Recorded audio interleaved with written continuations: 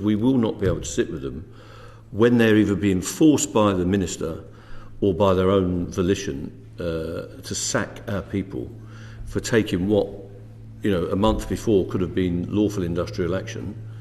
That will lead to a complete breakdown. I don't see how we'll resolve any disputes if hundreds of our people, maybe thousands potentially, are being booted out. It's just not going to help anyone. I don't think they want to be in this position. How we will get ourselves out of that position if all of those, you put the company under pressure, then what are you going to do about it? These people defied that work notice, having voted to go on strike. I mean, some of you lot will have to work that out for us. You are the people making this decision, and you're the one that are going to put ordinary women and men in this position with their employer, and the employers will be in a similar position, an invidious position, where they've got to make these choices. I'm sure the Tories were elected on the basis that they were going to get rid of red tape. But you're bringing in a new set of law that all these lefty lawyers, as you call them, can challenge. So that will be an interesting... Well, we will never support minimum service levels. It's undemocratic. It's unconservative, in my view. It goes straight to people's right to combine and to be democratic and have their freedoms expressed in a free democracy. And you're oppressing that. You're the Conservative government. And this goes back to the foundations of our democracy, Toll Puddle, the Combination Act and all the rest of it. This is your latest version of the suppression of the right to people to organise. Just to be clear, this committee is not introducing anything. We're well, yeah, but you'll get to vote on it, so maybe we'll convince you to vote against it. That'll be the ultimate outcome. So we'll never support it. It won't work. It's going to make things worse. And they were being very careful earlier about what they do, but you've got to remember these people are under a direct instruction from the DfT, from the Transport Secretary. They have to comply with what he says. They've got no right to diverge in any way from the thinking that's coming from the DfT and from BIS at the minute, because they're under state control, which is a strange irony at the minute. You're getting evidence from private sector companies who are under direct state mandate, and you're empowering the state to tell people, to conscript people to go to work when they voted not to go to work under your legislation. So it will never work, and it will create more problems. It will be unsafe. Conscripting people to go past their own union's picket lines and operate complex signalling systems or drive trains is a recipe for disaster, in my opinion. I don't know why you're doing it. Nobody else does it. All this stuff about France and Europe, if you've seen the industrial action in France in the last few months under alleged minimum service levels, they have completely novel ways of taking industrial action, including occupations and blocking tracks and all the rest of it. What you will do through this process is create novel industrial action if we can't use traditional industrial action as you've been used in Britain for a long time.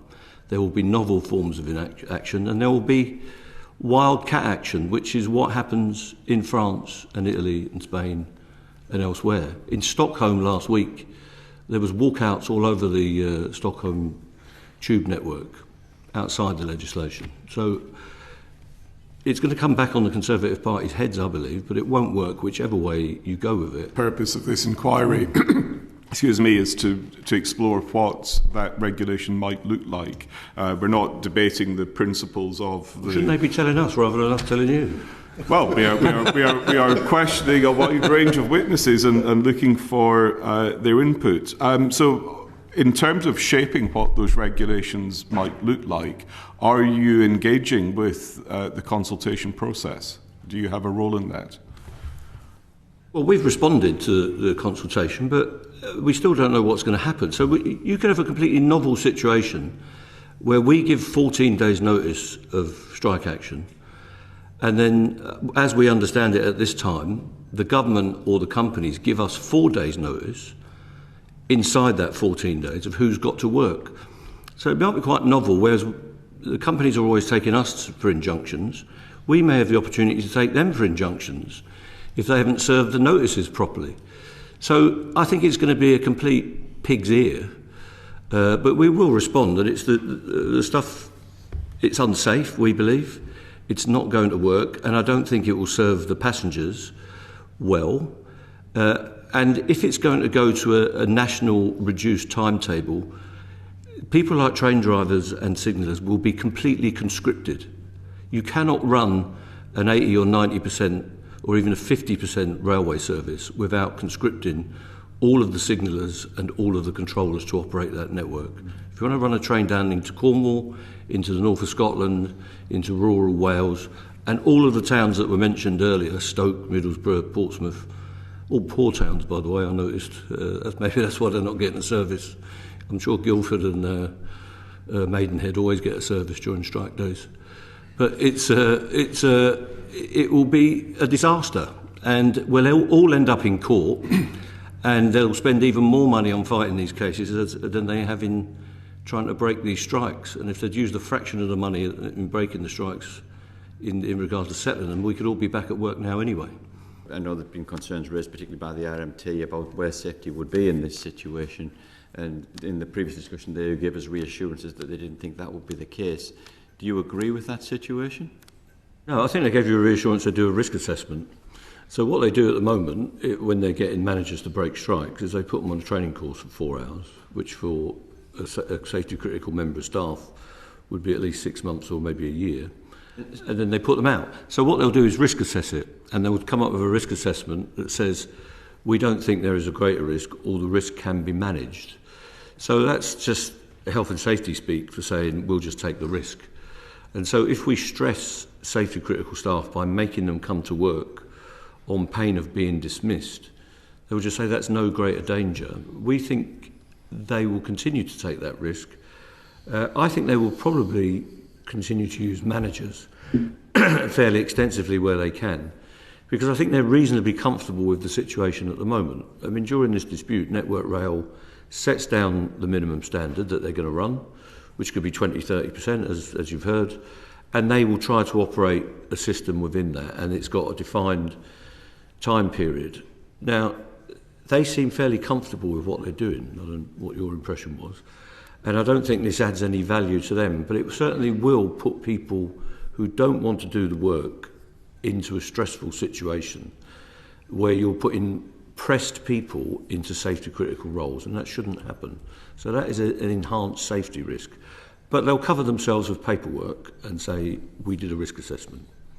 If Tom and Jamie and others start sacking our people as a result of taking lawful industrial action, that will lead to the complete deterioration, because we will not be able to sit with them when they're either being forced by the minister or by their own volition to sack our people for taking what, a month before could have been lawful industrial action. That will lead to a complete breakdown. I don't see how we'll resolve any disputes if hundreds of our people, maybe thousands potentially, are being booted out. It's just not going to help anyone. I don't think they want to be in this position. If I'm honest with you, I've sat with all of these people for many hours over the years. Not one of them has said to me they want this power and this legislation.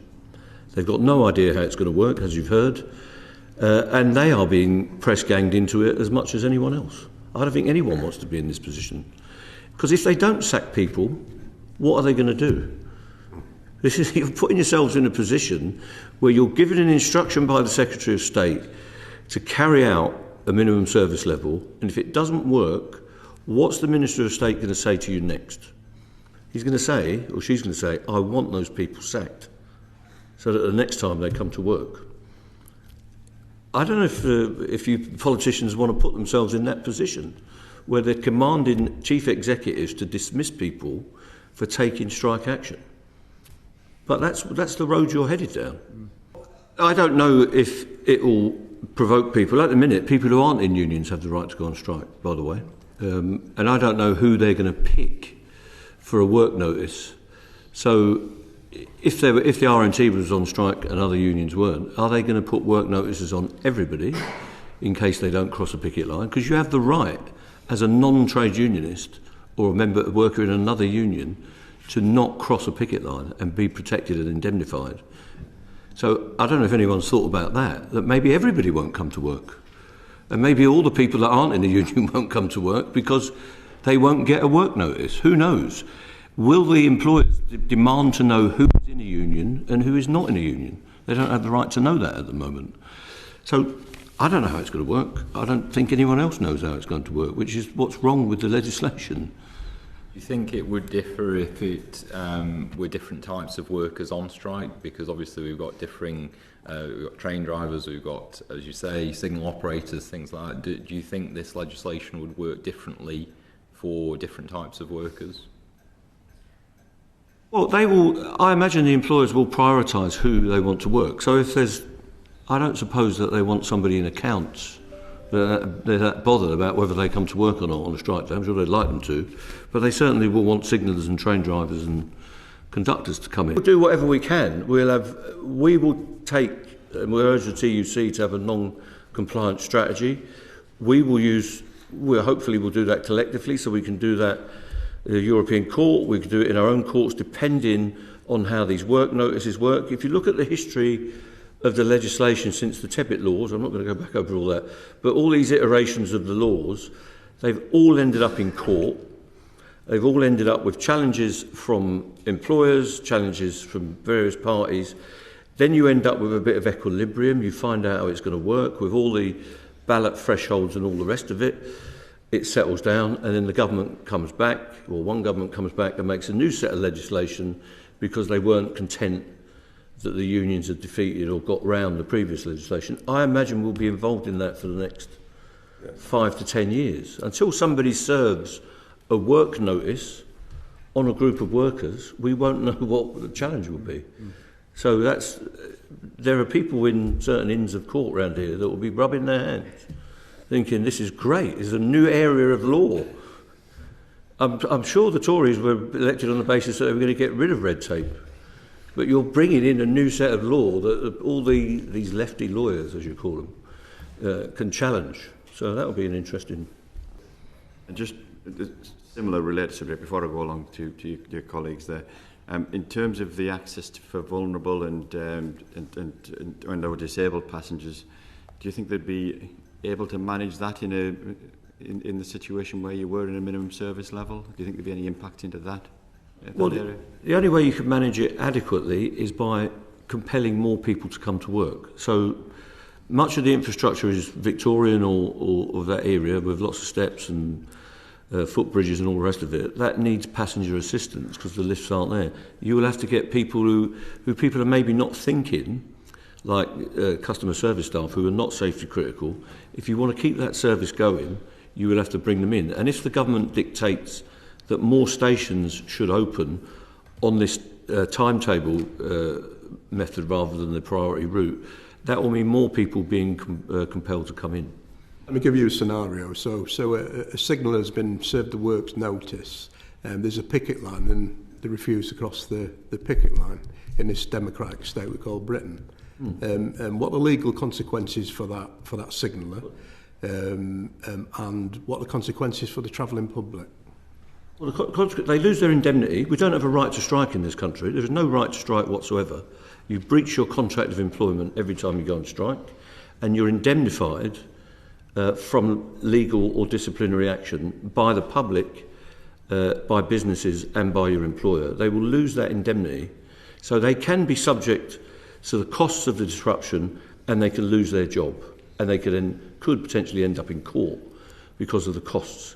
So this goes back to the Taff Vale judgment in 1913, when it was my union that was subject to that by a coal company taking our union to court, nearly broke the union, which was the object. That's where we're going back to, but you'll also be picking on the individual. So they will be sacked. How we will get ourselves out of that position, if all of those, you put the company under pressure then, what are you going to do about it? These people defied that work notice, having voted to go on strike. I mean, some of you lot will have to work that out for us.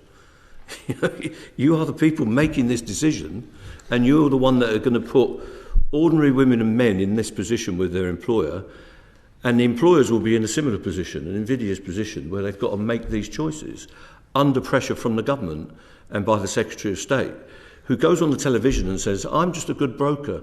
I put these people together in a room and I hope they can find a way, which is completely untrue. It's in the passenger service contract. They're going to go further than just being involved in the negotiations. They're going to be in the disciplinary procedures as well, pressing them to be dismissed. Yes. It's the inevitable outcome. Now, the effect on the public will be that it's likely to come to their town. If they work in another industry and there's more industrial action, the government will extend these powers, but it won't resolve the current dispute we're still in, and it won't resolve future disputes. It will make them intractable, I think, because the first thing the unions will say is, we will not leave victimised members behind.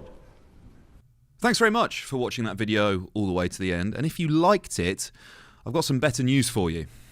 Politics Joe is in the process of launching a podcast. Live in a couple of weeks' time, it's called The Pubcast. Link below, probably somewhere in the comments or the description, something like that. Check it out, subscribe so you get ready for our first episode. It's coming soon. Subscribe wherever you get your podcasts, Apple, Spotify, or any of those other slightly weirder platforms. See you soon.